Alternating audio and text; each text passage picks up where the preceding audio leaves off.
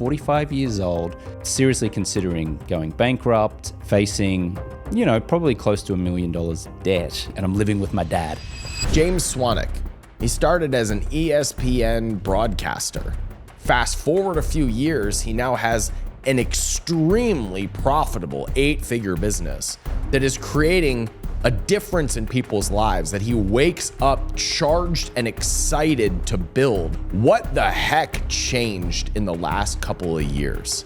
I suddenly changed the price point from $67 to $6,500. And I remember I was on the phone with a prospect and he asked me what the price was, and I said, it's $6,500. And I just stayed quiet. I was like waiting. I said, okay. Is that like one payment or can I break it up? And in that moment, whole belief system changed. Now, $6,500. This is an in the trenches entrepreneur who had to fight for it for more than a decade in order to hit real pay dirt. It sounds like you got drunk on the excitement of this fast growing, ego boosting company. And the consequence of that was it just kind of drifted. How did you start the climb out of $1 million worth of debt?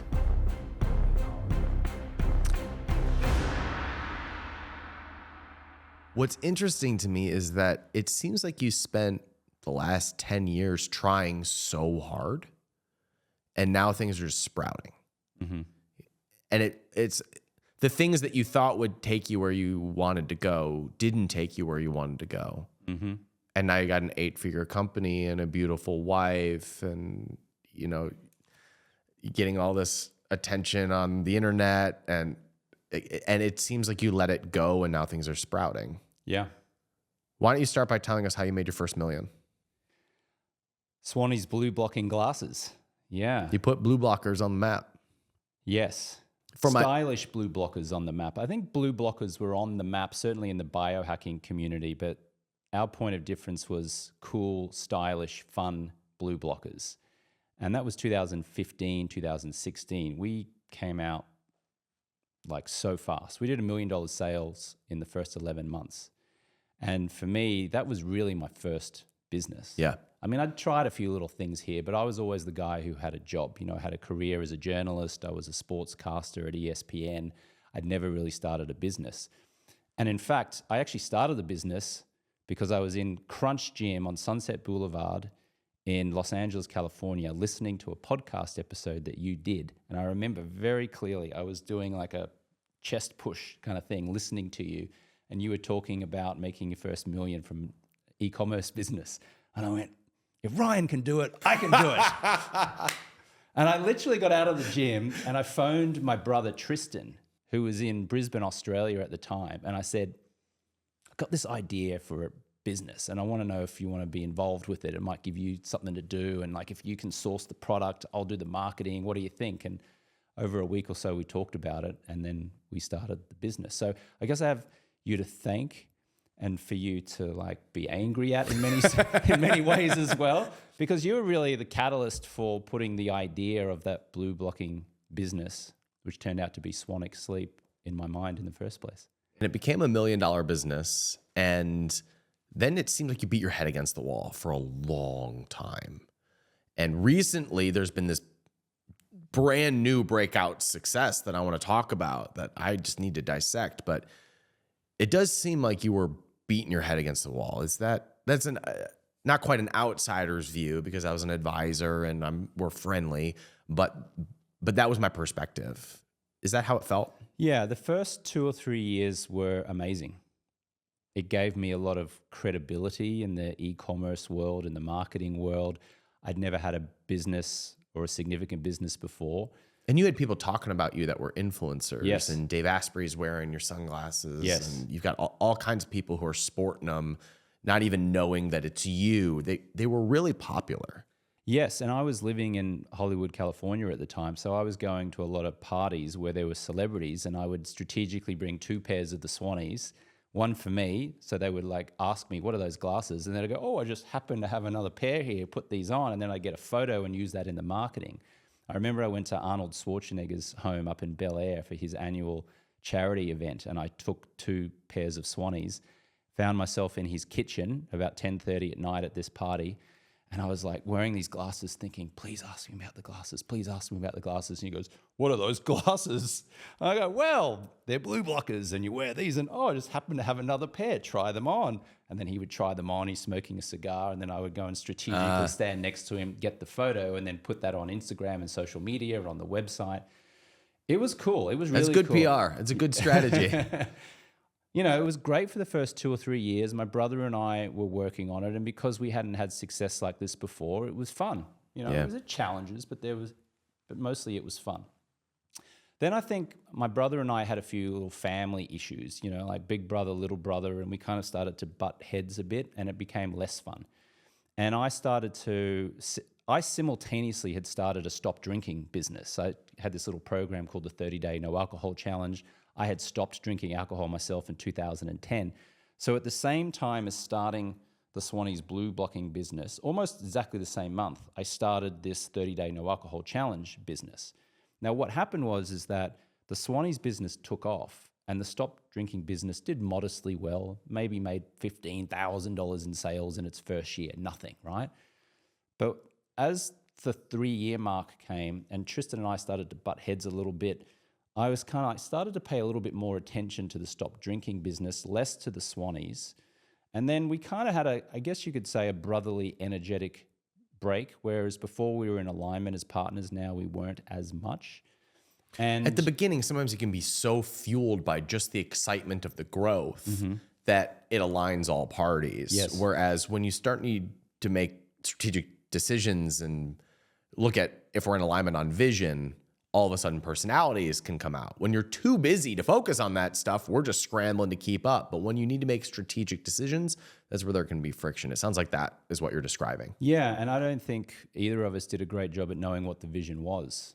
Because for years we were like, well, are we a blue blocking company? Are we a light company? A sleep company? I remember you wrestling with that. Yeah. So we didn't really have an identity. It was all well and good for 2 or 3 years being cool and making some good cash flow and like, this is great, and giving me some recognition in marketing circles. But then it kind of got to the point, well, okay, now are we going to be an enterprise and move forward and expand and grow? And at that point, I kind of just started to focus on other things and I wouldn't say I abandoned Tristan, but he started to take control of it and run it his way. And I kind of got distracted with other things. And the consequence of that was it just kind of drifted. And then we got into some really dire financial trouble around the pandemic. We overextended ourselves. We bought way too much inventory. It coincided with a time where sales dropped and it tied up most of our cash flow. And for about 6 to 8 months there, I thought, wow, we're going to go bankrupt. Like, this is really tough. Was the debt in inventory financing debt, or were you in debt? We had an SBA loan, definitely, and credit cards were maxed out. And the revenue that was coming in wasn't enough to pay off the debt, at least quickly enough. And we were just scrambling. And I remember I was back in Brisbane, Australia, where I'm from, and I was staying at my dad's place. Because I've been living over in the US, but I was visiting. I remember waking up one morning at 5:30, facing, probably close to $1 million of debt. It was a lot. And seriously considering going bankrupt and what am I going to do? And I remember I woke up about 5:30. I'm like, how did my life end up like this? I'm 45 years old, facing bankruptcy, and I'm living with my dad. I'm like, how did life bring me here? I thought I had a multi-million-dollar business. Exactly. I thought Arnold Schwarzenegger used my products. Yeah. And I remember scrambling. I was phoning people. You were one of the folks that we phoned, and I really appreciated you giving us some support and guidance, and you made yourself available to us. So thank you, Ryan. And I phoned a lot of people. What was surprising is that a lot of the people I thought might give me time didn't, and people that I never in a million years thought would give me time actually reached out and said, hey, you want to jump on a call? So that was an interesting study of human beings and psychology and creating stories in my mind as to who were allies and maybe who weren't, and surprising allies shining through. But we just scraped, that movie Any Given Sunday with Al Pacino, and he's doing that talk at the halftime in the final game, and he's saying, football is a game of inches. On this team, we scrape and we grind and we crawl for that inch. That was what my brother and I did to get out of that debt. We literally looked at the books and we scraped and we crawled and we like reached and we cut a little bit of savings here and we cut some overhead here and we made some sales here and we phoned a few people here. And little by little, inch by inch, yard by yard, we made a lot of profit and we paid off the debt.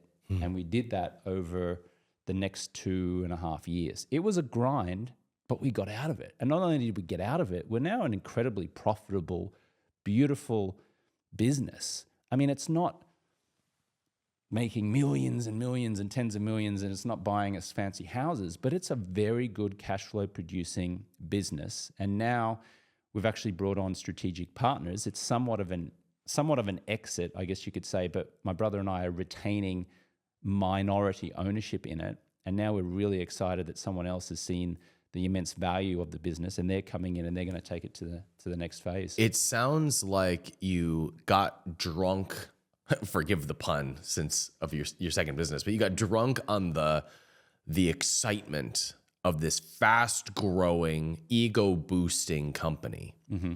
And then you had the hangover, which is you made those decisions when you're drunk. You're like, we're going to be amazing. I'm going to be famous. We're going to do it. And so you leverage debt and SBA financing to try and go bigger because it's what you're supposed to do. You're supposed to grow.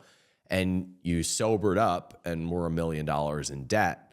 But on the other side of earning your profitability, you now have a healthy business. Yes. The business is now appropriately positioned. It's now in a position where it can be what the community and the customer base needs it to be, not what James' ego needs it to be. Yes. That to me seems like the transformation of this brand. But how are you paying for your life when you were $1 million in debt? I mean, I still had my other business going on, which was my stop drinking coaching business, which is now like taken off into the stratosphere. So that was still paying me some cash flow. But at that stage during the pandemic 3 or 4 years ago, that business wasn't in the stratosphere. Yeah. It was a side thing basically, right? Yes. Yeah. And so it's only been the last 18 months, 2 years that business has really taken off. So yeah, I mean, I was making enough money to, live. It wasn't like I was destitute or anything, but it was scary to have that much debt. And also all the credit cards were in my name. The SBA loan was in my name. Everything was in my name. And, we did go for it. To use a baseball analogy, just before the pandemic, we swung for the fences and we said, let's grow. We're going to do this. And we really struck out. And then after that, it was like, okay, how do we play catch up here? Yeah. Yeah. Well, I want to hear about the 18 months because you've gone from this struggling business that is fighting to get back just to neutrality to now having an 8-figure business in like 18 months, which I know nothing about. Mm-hmm. But before we go there, tell me about the climb out of the $1 million hole. Mm-hmm. Were there changes in the business that caused it to grow again? Did you just need to reduce all growth expenditures so that you maintained regular sales? How did you start the climb out of $1 million worth of debt? We looked at the books. It's a good start, James. Yeah. It's ridiculous how we didn't look at the books with any regularity. We were just like, are we making profit? Yeah. Are we not making profit? I think we may have lost some money last month or the last couple of months, but we'll be okay. Do we make something? Yeah. Okay, fine. We're in the black. All right, cool. We just stopped looking at the books, at least in detail. And then when all of a sudden you're faced with this, oh my goodness, we're in a bit of strife here. Now you really look at the books. And so we did that for like 5 straight days. I'm looking at it. And the more I looked, the more I didn't like what I saw. But that gave us strategic insight. It's like, okay, here's where we're bleeding. Here's where we're making some money. How profitable is Amazon compared to our Facebook advertising on Shopify? Are we actually getting organic sales from me talking about the product on the podcast? Our wholesale accounts, what percentage of revenue does that account for? I didn't know any of that stuff. I mean, I just kind of drifted away from the business, Tristan's putting out fires everywhere, running the business. So he kind of dropped the ball in terms of looking at the numbers with the same intent that we, in hindsight now, should have. So getting out of it was simply looking at the That books. is fascinating to me because I thankfully have an executive assistant who lives and breathes the numbers and is very protective of the capital allocations we use. And she has helped pull me out of looking at the cash in the bank as a measure of success and looking at the P&L and the trends. And now I can look at things month by month and then quarter to quarter and year by year. And it brings this sense of calm that I didn't have before when it was just, I think we're doing good. I think we're growing. This number is moving. Let's pull some cash over here to support that number. So it sounds like you were starting to make more educated decisions based on the numbers. What did you conclude from those numbers? Was Amazon as profitable as you thought? Was the PR tour that you were doing as successful as you had hoped? What did you decide and change based on the numbers? Amazon wasn't doing nearly as well as we thought it was, interesting. especially when we were spending money on Amazon. So the profit that we were generating was negligible, in fact, for many of the campaigns. We realized that Facebook actually was profitable. Like spending money on Facebook to drive people to the Shopify page actually was profitable. We also looked at it as that, interestingly, when we drove people from a Facebook ad to the main website, swanwicksleep.com, that wasn't nearly as profitable as if we just drove them from swanwicksleep.com to the products page.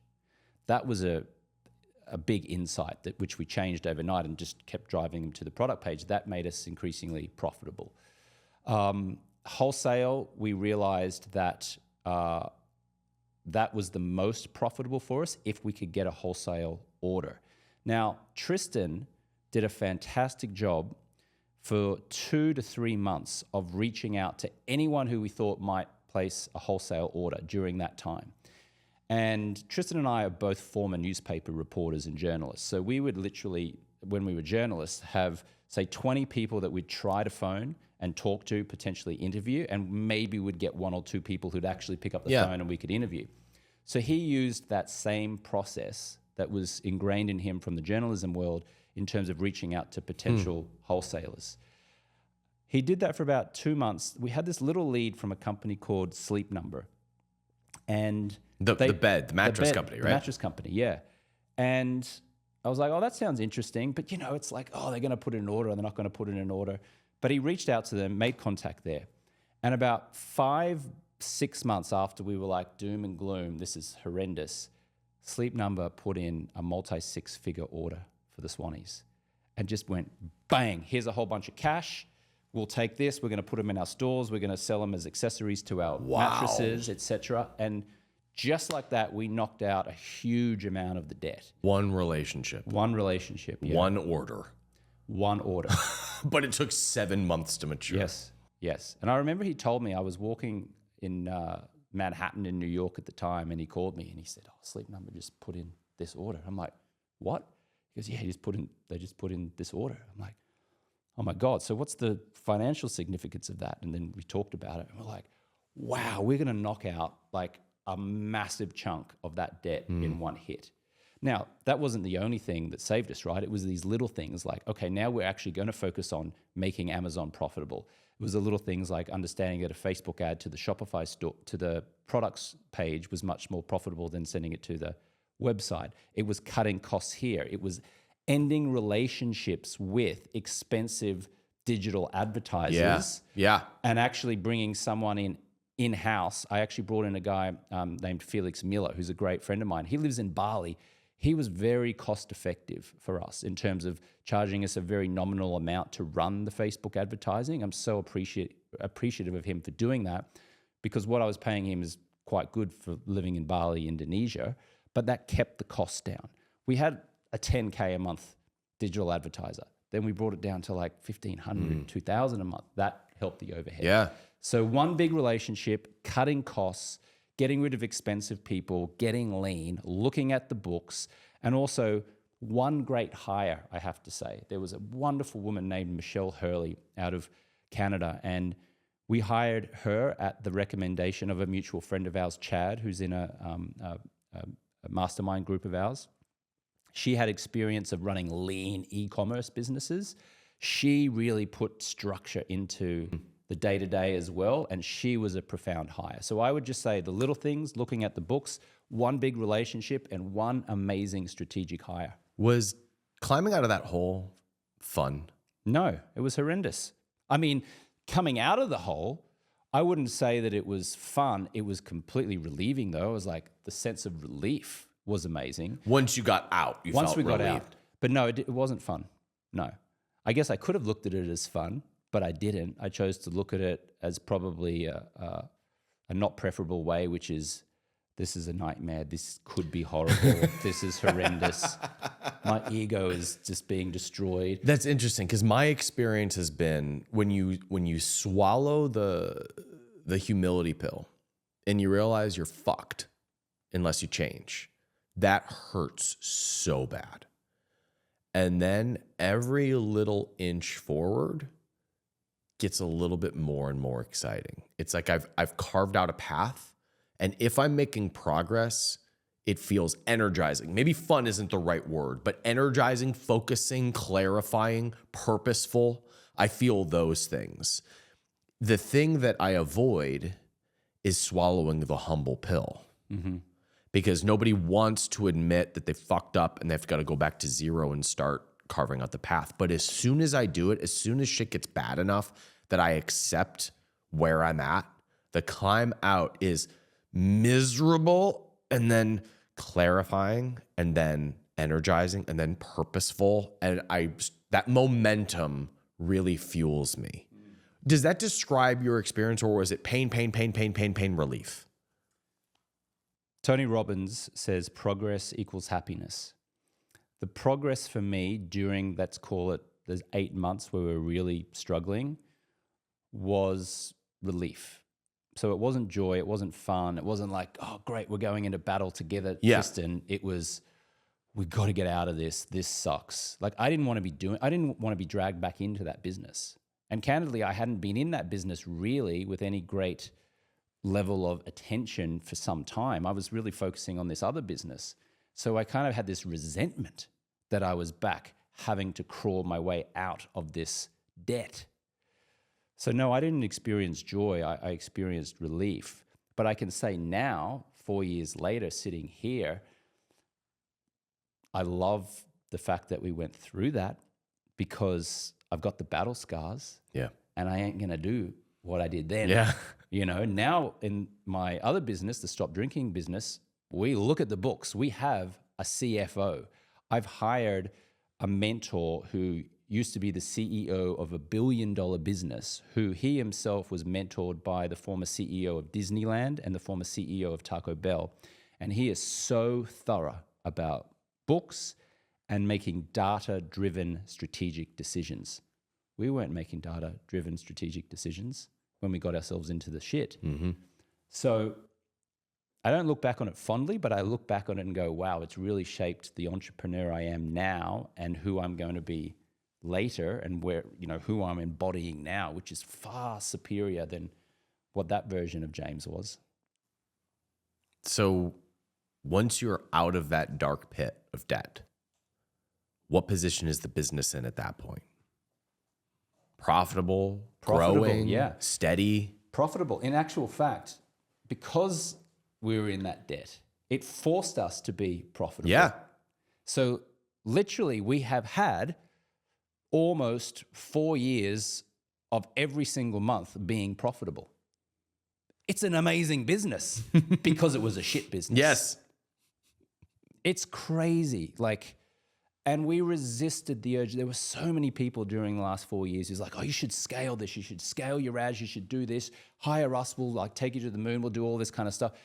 I was like, nope. We're just going to stick on this formula. We're just going to grind it out and just be a profitable, lean company. We're going to pay down the debt, pay down the debt, pay down the debt, pay down the debt. And then when we paid down the debt, and now all of a sudden we're building up the cash reserves. And people are like, oh, you should spend that money on this and this and that. Right. No, we're just going to have a war chest. We're literally just like, we are sitting on cash in that business. And that's a new experience for you. Completely new experience. And the strategic acquirer, let's say, of the business loves that. Because when he came in and looked at the books, he's like, oh, gee, you guys have been great for the past like 2 or 3 years. Just a question, why haven't you ever scaled? And we're like, well, because we've been just like paying down debt. We wanted to stay lean. And they're like, okay, got it. That's exciting. Yeah, that's fantastic. At what point did your attention start to go into the new business? Because you've got your attention on this thing that is getting profitable and making progress and getting out of debt. And at that time, the stop drinking business is still not scaling to the moon. But at some point, it seems like that just got lit on fire in a positive way. So where did that fall into the story? There were 2 big inflection points in the stop drinking coaching business. One of them was in the end of 2018, and I joined a mastermind. This mastermind was $7,500 a month to be in. It was like 90 grand a year. And I'm thinking, am I really going to do this? But it was filled with people who were running coaching businesses, and they were scaling high ticket offers. And when I joined, the only program I had was this $67 30-day no alcohol challenge program. And when I joined it, they kind of opened my eyes. Why did you spend $7,500 a month on a coaching program when all you had was a $67 a month quit drinking challenge? Because I knew that to hold me accountable, to level up, and to create a high ticket coaching program, I needed to spend that money. It was kind of like the price of admission. And I knew that as soon as I let that Amex Gold card get charged the $7,500, my focus was going to go here. Because when you pay attention. So I'd had the business at that stage almost 4 years, and it was, it was okay. It was doing modestly well, but I knew it was capable of a lot more. That's why I spent the money. And when I was in that, sure enough, within 3 or 4 weeks of me being in that program, I suddenly changed the price point from $67 to $6,500. And I added a weekly Zoom coaching call. That was the only difference. So I was selling a 30-day program for $67. Then I changed it to a $6,500 program. I'm sorry, there were 2 changes, and changed it to a 90-day program. So a weekly call, 12 Zoom calls, group. And I remember I was on the phone with a prospect, and I went through the whole sort of sales talk, et cetera, and he asked me what the price was, and I said, it's $6,500. And I just stayed quiet. I was like waiting. He said, okay. And is that like one payment, or can I break it up? I was thinking, oh my God, this guy's going to pay me $6,500 for this thing. Anyway, I took his credit card and I processed it. And in that moment, my belief system went from, why would anyone pay me to help them stop drinking? They can go to AA, it's free. Why would anyone pay me more than $67 when I've been selling a program for $67 for 3 years? Whole belief system changed. Now, $6,500. And then over the next 2 years, I just price tested it, tried 20 grand, tried 3,500, tried 10, tried 12, tried 12 and a half, settled on the price that it's been now for at least 2 years, and then just kind of polished it. And then when I introduced paid advertising, because I was just doing organic, then we really found a sweet spot. In terms of lead generation building a sales team. And yes, yeah. So we did Facebook ads, started doing hooks around stopping drinking alcohol. One big shift, in addition to raising the price and making it a 90-day program as opposed to a 30-day program, was getting very clear on the avatar that I wanted to serve. So for the first 4 or 5 years, I was trying to help everyone stop drinking. It was about the problem you were solving. Yes. Yeah. But then I changed it to, we help high achievers to stop drinking. And a high achiever is a CEO, an executive, a business owner, a physician, a pilot, a chiropractor, an attorney, a lawyer. For 2 reasons. One, I just wanted to hang out with other business owners and entrepreneurs. Like, I wanted to support them. And 2, candidly, that demographic has more money to invest in their personal development. I got tired of people who were paying $67 who were complaining about customer service and doing refunds and cancellations.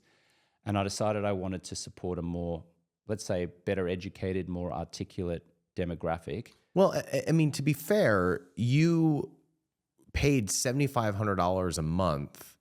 That's what it took to get your attention to focus on something. In the same way, a high achiever has to pay a certain amount of money to prioritize something. Yes. And so in a way, you are doing them a service by having a high price point, because it gets them to focus on the transformation that they want to go through anyway, that they are not going to get by attending a free AA meeting.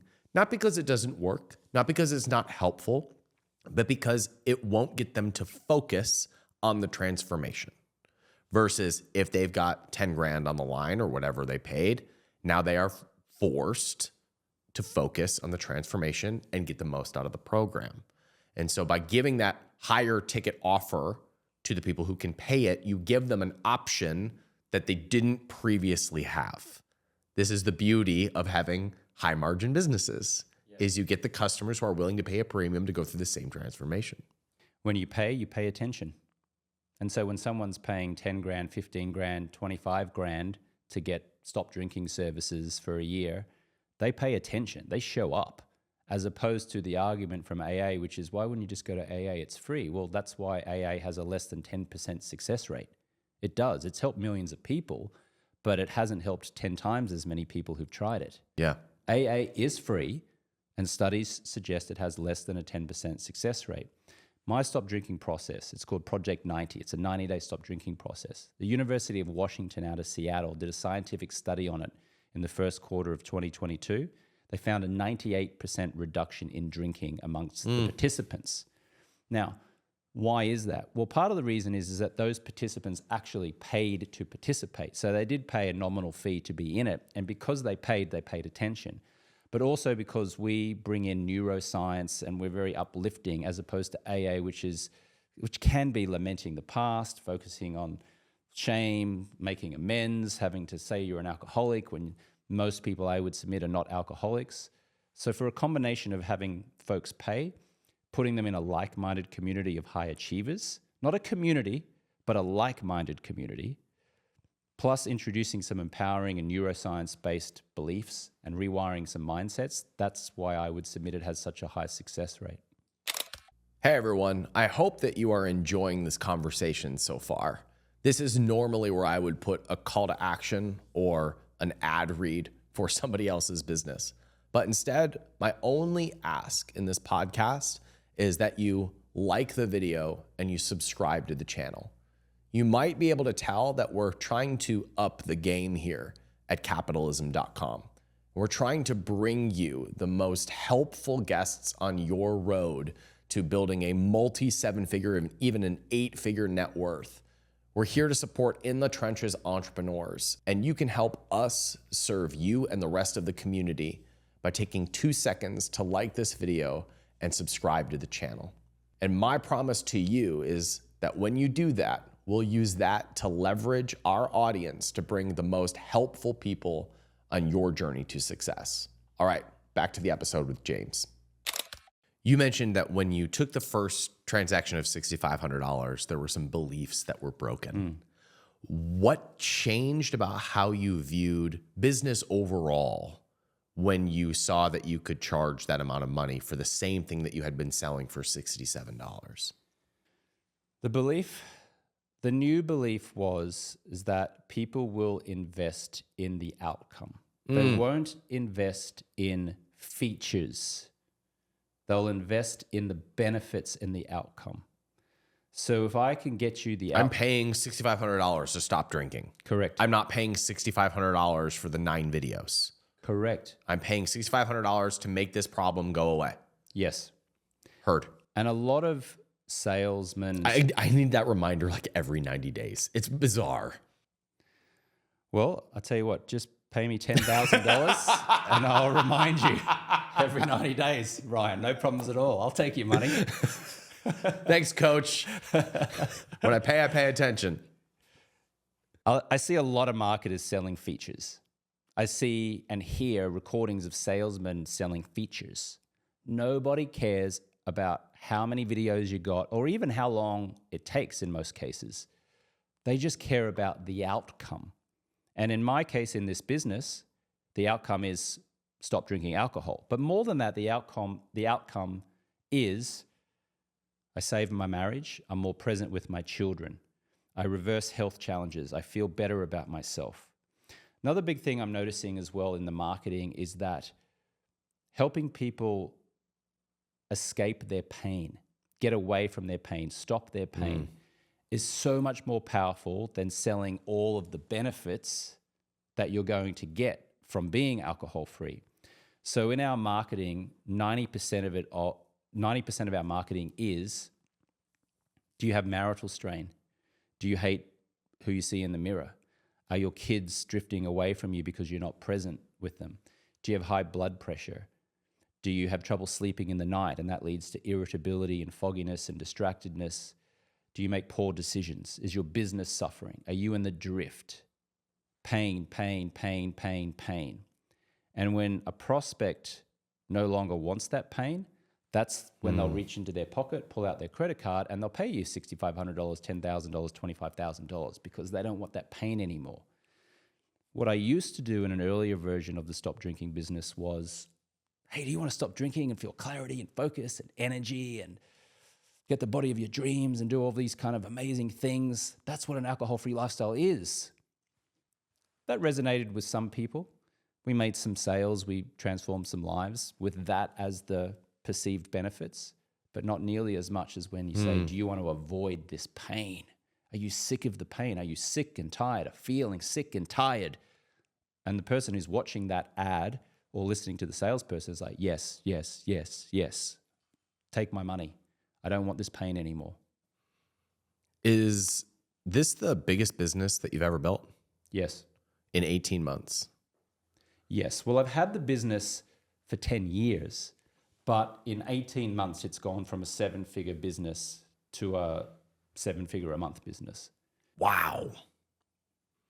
Walk me through that a little bit more, because that's a transformation I'm wanting to go through, right? And we've been growing incrementally, from 1 million to 2 to 4, which is great. But that jump to $1 million a month in 18 months is wild. So was it cracking in the lead acquisition and the messaging that gave you the fuel to be able to close the number of new customers you needed? Or like, what levers did you pull here? I know you want the thing. Yeah, of course. Of course. Not only that, I want the pill that I can swallow so that I don't have to do any work, James. I'll pay 10 grand for that. Yes. Of course. Yes. I know that it's a process and there's lots of things, but what's different about your business today than 18 months ago? For the first 8 years of the business, I treated it as a lifestyle business. It did modestly well, created some good cash flow. I went and lived in Bali. I went and lived in New York and LA, and I traveled the world and had a great lifestyle. And then about 18 months, 2 years ago, I started taking it very seriously. I made one really great hire. A friend of mine who came into the business had a look and said, what do you want to do with the business? And I said, well, I'd like to just keep growing it. And he said, well, I think that I can come in and put some systems and processes in place and really help you with that. And I went, okay. So that one hire has been profound, certainly. I wouldn't say I got rid of, but we parted ways with some people in the business who were really solid 7s out of 10. They did good work, sometimes very good work, sometimes mediocre work, good work. And it was very challenging for me to have to part ways with that type of energy, because if that person's been with me for 2-3 years and they've been doing good work, there's an argument to say, well, just keep that person. But I decided that from this point on, we were going to be A players with A player mindset, and we were going to hire and attract the best people, and we were going to level up our game. So I had to have painful conversations with at least 2 people who'd been with me and supporting that lifestyle business for a couple of years, and we parted ways. So that to me sounds like what changed, is that something changed in your mindset, in the way that you viewed business. Mm-hmm. Did that come from the mastermind you were paying for, the coach that you hired? What gave you that confidence to say, I'm now going to look at my business from the perspective of operating like an A player? What comes to my mind is I'm going to be 50 this year, all right? So at the time when I was thinking that, I was 47. And time started to become a real factor in my life. I'm like, okay, I've had this great lifestyle business from 37 to 47. I'm going to be 50 in a couple of years. This is it. Like, go for it. You've got the foundation here of a great business. Just change your thinking. Just level up. This is it. It's not go and chase a shiny new rabbit. It's not like, this has been fun, I'm going to go start a new business. I'm like, I'm going to be 50 in 3 years. I've already got this great foundation. Just bring in A players, polish, raise the prices, deliver a great product. You already know everyone that you need to know to get support from. You don't need to go and join a new mastermind. You don't need to go and hire all these new people and get this new insight and this new funnel and listen to all these podcasts and watch more YouTube videos. You already know everything. You've been doing this for 10 years. Just shift slightly from lifestyle business to let's take this seriously. Let's focus. And then thinking about time, I was like, okay, let's go for it. So then it was easy to hire the friend who came in, who was clearly an A player. And then it was challenging to part ways with those, let's call them B players. But then I brought in A players, and now we only bring in who I perceive to be A players, and just that personnel change and that mindset shift from near enough is good enough or good enough is good enough to let's push each other. How much further can we go? But do it really in a really fun, energetic way. That's been a huge change. At what point in this process was the other business getting paid off? When did you said it was about 2 or 3 years ago that you made the mental shift to go all in on the business that is now 8 figures. When did the debt get paid off? Around that same time. Okay. Do you think there's a relationship there? Yes. Yeah. Tell me why. Well, it's an energy drip. When you're worried about the debt and you're focused over here, it's distracting you from this, right? So then if my nervous system can calm down because the debt's been paid off and now whatever we do from this point on is profit and we can just grow it. And yes, I've got to come back and look at the business and make some strategic choices, but now that negative, dire energy is gone, now I can feel really energized about this stop drinking business and put 95% of my attention over here. So yeah, I can see that correlation for sure. I can relate to a lot of that because I bought a business 8 years ago that I was servicing the debt on for a long time. And once that was paid off, it took about a year for me to adjust to, oh, I'm not paying off debt. Now I'm saving money and now I'm investing. And then some investments didn't go so well. And then now I'm investing wisely. Now I'm starting to get that energy again where I can say, oh, there's excess. And with that excess, if I'm in a fearful state, I want to hold on to it or put it in something safe. But when I'm in a calm state, I think, how can I deploy this to make the business better? How can I deploy this to do excellent work? That's a better word. Yes. How can I invest this to create more energy for myself and my customers? And that's a different way of thinking about it than what has the highest return or what is going to make me feel safe. One is an extractive energy, and one is more of a creative, playful, also wise energy to it. And it sounds like that is what happened for you when you paid off the debt. Yes. And started to put your focus into growing the thing that had the most energy. Yeah. I mean, I say this with our stop drinking clients all the time. Think about all the time that you're thinking about drinking, preparing for drinking, recovering from drinking, lamenting the drinking, and then thinking about drinking, preparing for drinking, and you're in that cycle. Same thing with business. If you're thinking about the debt, you're thinking about the pain, you're thinking about the suffering, you're thinking about it, you're preparing. How do I get out of this? That energy is preventing you from being freed up to actually go, how do I create magic in the world? Like, how do I make this be simple and fun and lucrative and really get the clients having tremendous breakthroughs? So a lot of times it's the removal of the bad, which lets the energetic and the strategic thinking shine through.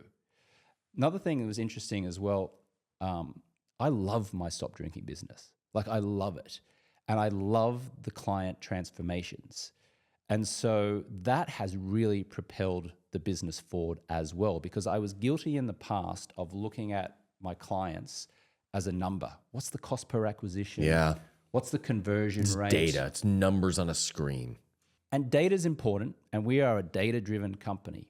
But I have now let in the clients. I get to know them. I know them on a first name basis. Not all of them, admittedly, because there's so many of them now. But previously, when clients would say, "Thank you so much, James, you've helped save my life," I'd go, "Oh, you're welcome.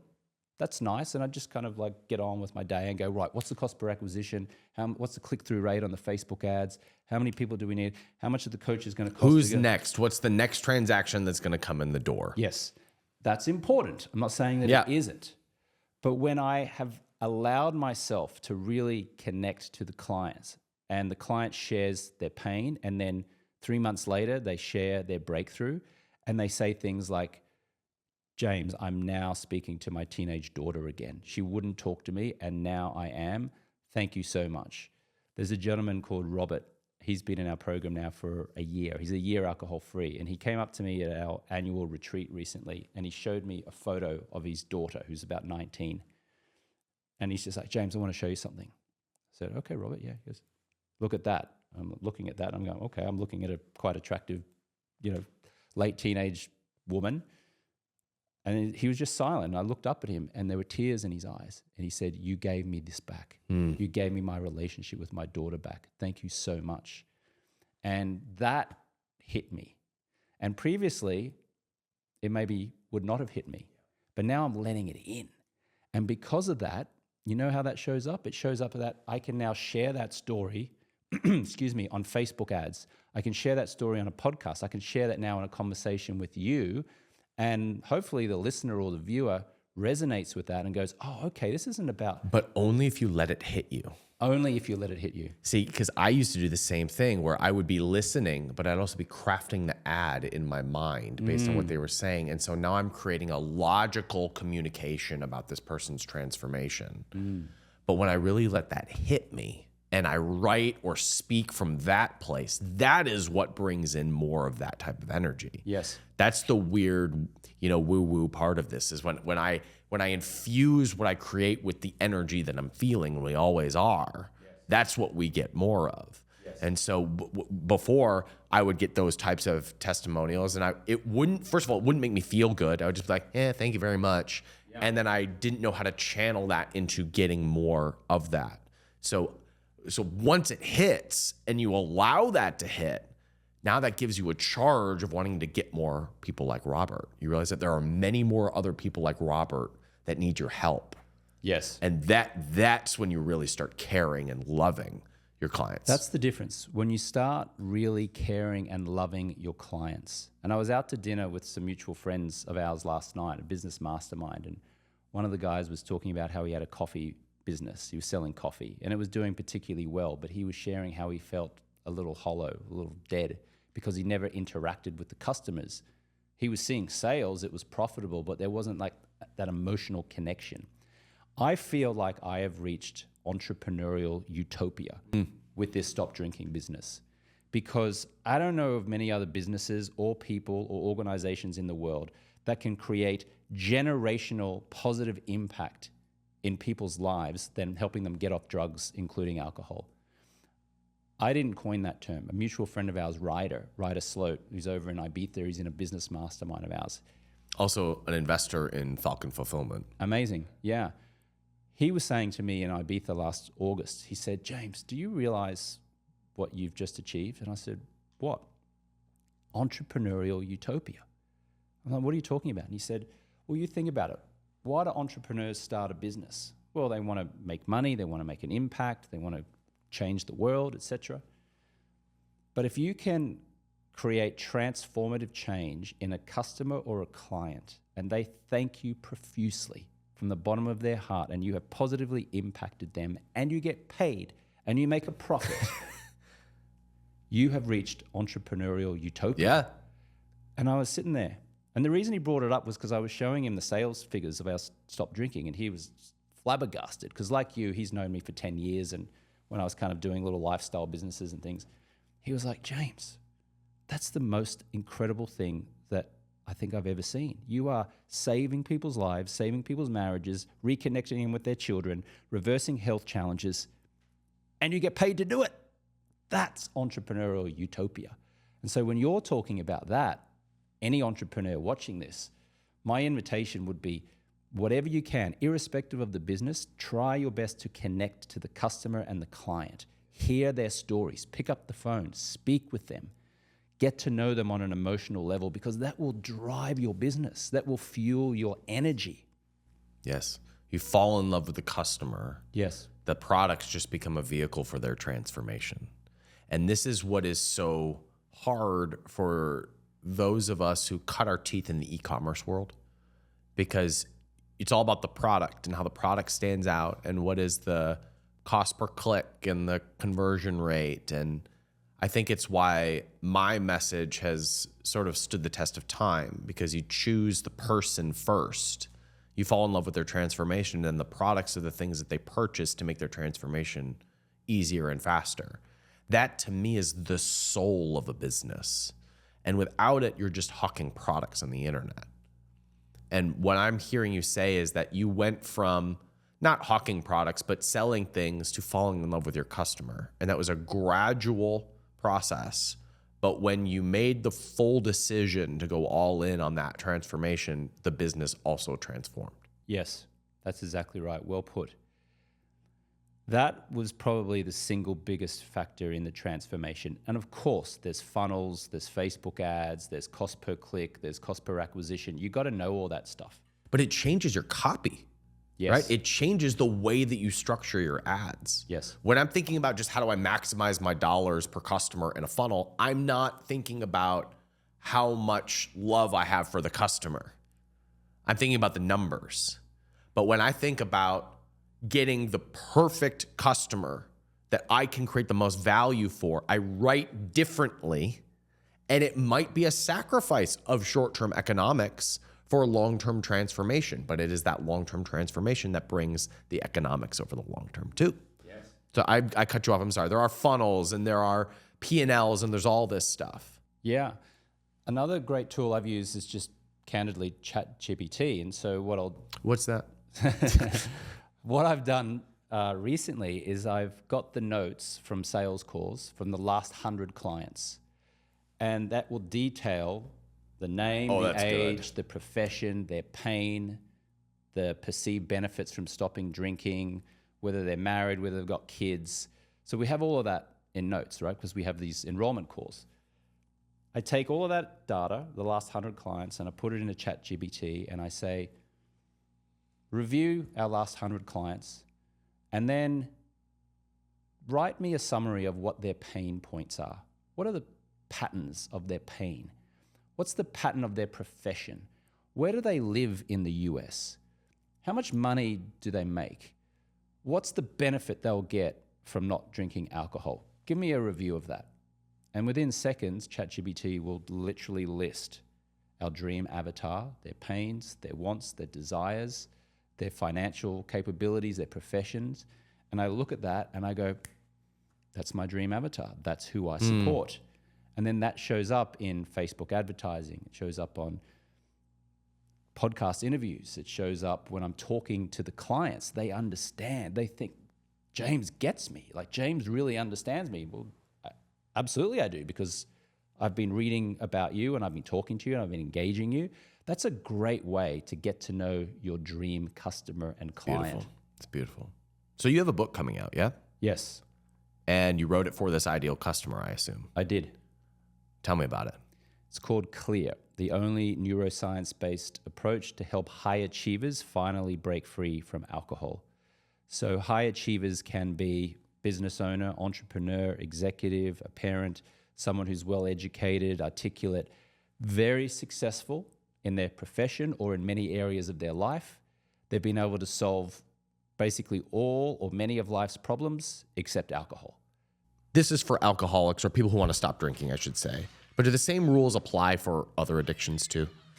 So to be clear, I submit most people who are referring to themselves as alcoholics are not alcoholics. And a lot of the book is aimed at rewiring that mindset. In fact, in modern medicine, the term alcoholic and alcoholism doesn't even exist anymore. It's alcohol use disorder. When people are walking around saying, I'm an alcoholic, they're basically taking on an identity. I'm stuck, I'm powerless over this disease. It runs in my family. This is just who I am. No, from what we understand now from neuroscience and understanding positive psychology, alcohol use disorder is temporary. Yes, you're experiencing something, but it's a temporary disorder that we can remove. I would submit the best way is the way that we do it through neuroscience and focusing on choosing an alcohol-free lifestyle as opposed to saying no to alcohol and white-knuckling it over here. Yeah. That is completely ineffective. And I've been doing this now for 10 years. I've thoroughly researched this for the book. And my submission is that most people are mistakenly believing that they have an alcohol problem when really they just have a temporary challenge with alcohol. With some neuroscience and some positive mindset shifts, they can remove that and love living an alcohol-free lifestyle. I'm glad you went down this direction because I would never thought that recovering addict would be on my resume, and I've never had a problem with alcohol, never. But I had a real problem with a substance called kratom, and I had long COVID. Well, after I had COVID in 21, I had it real bad, and kratom popped me right out. You know, oh my God, I thought I had my energy back. I had my clarity back. But at some point, it became more harmful than it was helpful. And I think there are people who have positive relationships with that. You know, you can get addicted to anything, right? And in this case, I realized I was addicted. And trying to stop meant nothing. Choosing a different life gave me the vision for me to be able to go through the withdrawal period that was awful but short. Of 3 days of choosing, I'm going to have 3 to 7 days of pain. Choosing it, almost viewing it like pulling yourself out of $1 million worth of debt and saying, I will earn this battle scar. It's the same idea of taking the humble pill and realizing you're fucked, and then making that steady climb out. And wasn't fun or easy, but I can tell you, I've never been more proud of myself as the 3 months after I kicked a 2-year-long habit of use. It's been 2 years since I've touched that. And once again, it's one of those things where I think you can have a very healthy relationship with something like that. I think I have a healthy relationship with alcohol. I might have a glass of wine once or twice a month. I couldn't have that with that substance.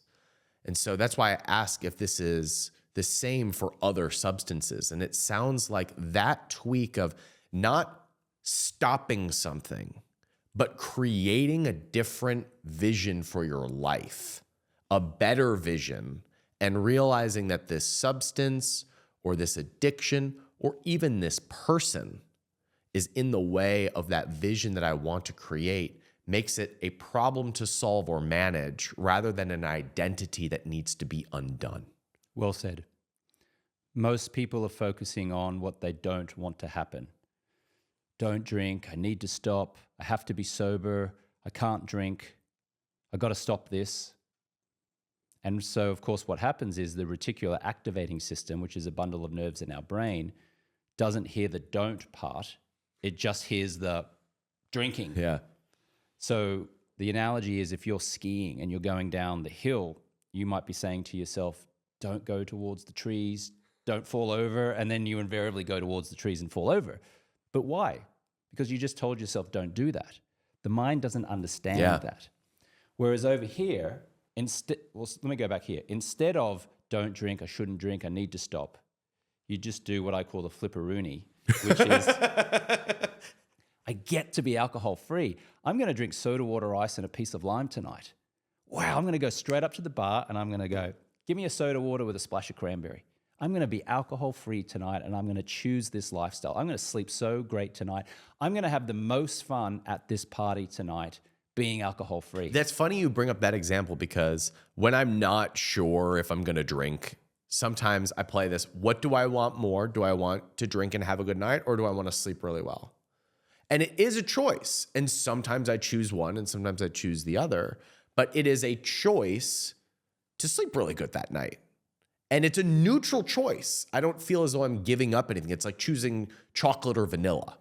What's interesting about the way you said that was that one of the choices was I'm going to drink tonight and have I'm going to drink tonight and have fun, or I'm going to choose to sleep well tonight.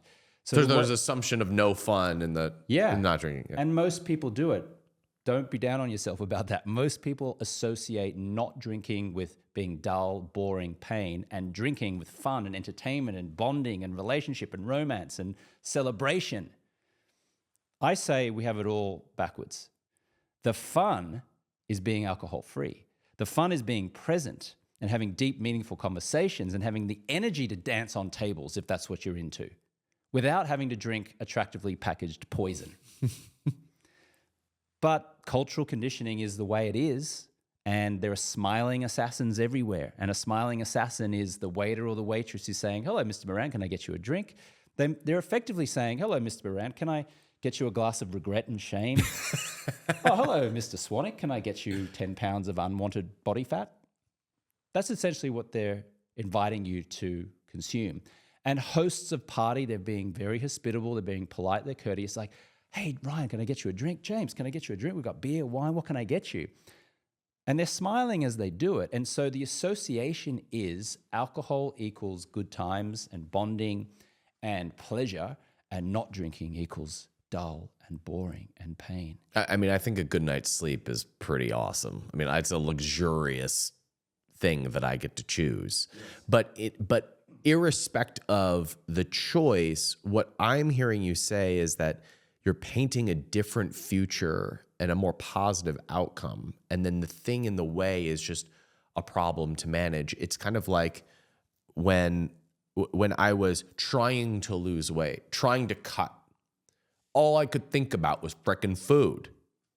But when I am choosing fitness, or I'm choosing a good night's sleep, or I'm choosing six-pack abs, all of a sudden the hunger craving or the late night munchies, or all that's just problem to manage. I choose this higher energy outcome that I want, and it becomes a temporary annoying problem, not this thing that has been this debilitating thing that sops up all my energy. That's what I am processing. I'm hearing you say that. The name of our organization is Alcohol-Free Lifestyle. You are choosing a lifestyle. Let's break down the word lifestyle, a style of life. And that choice is, I'm going to consider myself a professional sleeper. I'm going to make good nutritional choices. When I wake up in the morning, I'm not going to reach for the phone first thing. I'm going to go outside and get some sunlight. I'm going to write down what I call the daily 20, which is 20 things that you're grateful for each day. Not 3, not 5, that's cute, but 20. I'm going to live a life of appreciation instead of expectation. I'm going to surround myself with like-minded, uplifting people, like Ryan, you are to me. I'm going to choose conscious communication. I'm going to go to a Tony Robbins seminar, for example. I'm going to invest in personal development. I'm going to invest in my growth. That is a lifestyle. And when you are alcohol-free, you are choosing an alcohol-free lifestyle. And for me, I've had a life with alcohol and a life without. And without has given me clarity, focus, energy, an amazing romantic relationship, great connections. Yes, I still get stress and anxiety from time to time. It wasn't particularly pleasant when I was going through the Swanwick sleep debt challenges. But I tell you what, it would have been a lot worse if I was drinking. Mm-hmm. So I invite you and invite anyone who's interested to really look into what will an alcohol-free lifestyle look for you. Because I tell you, it is far superior than one with alcohol. The book's called Clear.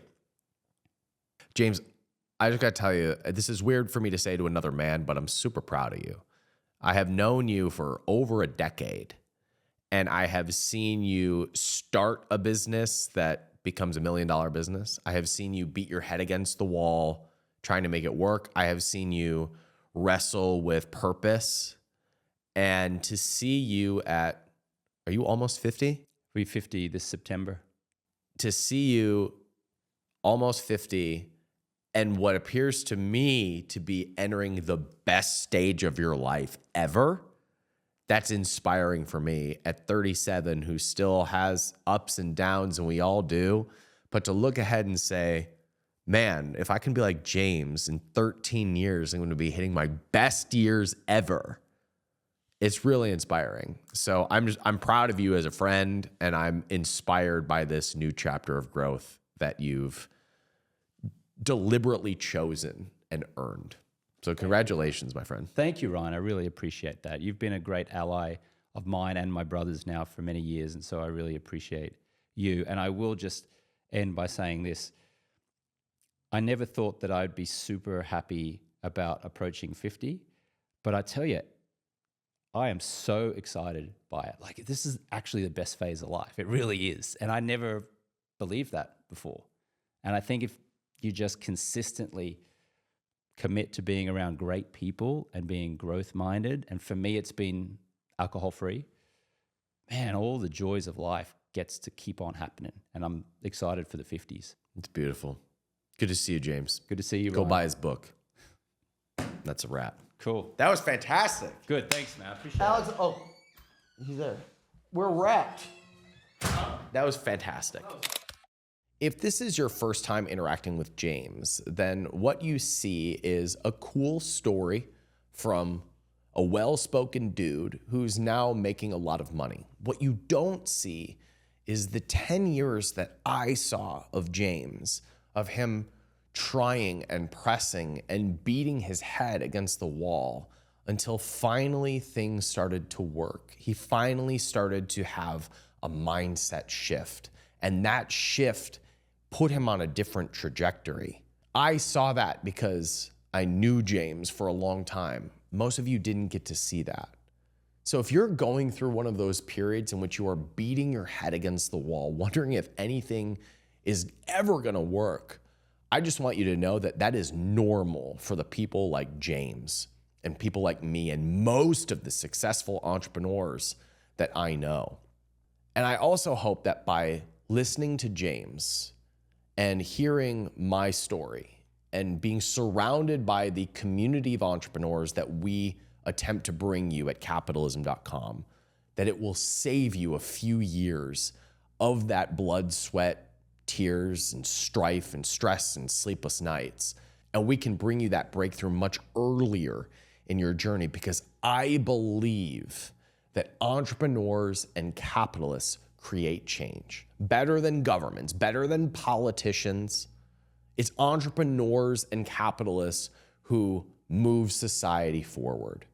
If you agree with that, my ask from you is that you subscribe to the channel and that you like this video, because it's my attempt to bring you more people like James who can support you on your journey and save you years of stress so that you can have the same type of success that James has enjoyed now, but that you get to enjoy it without a decade and a half of stress beforehand.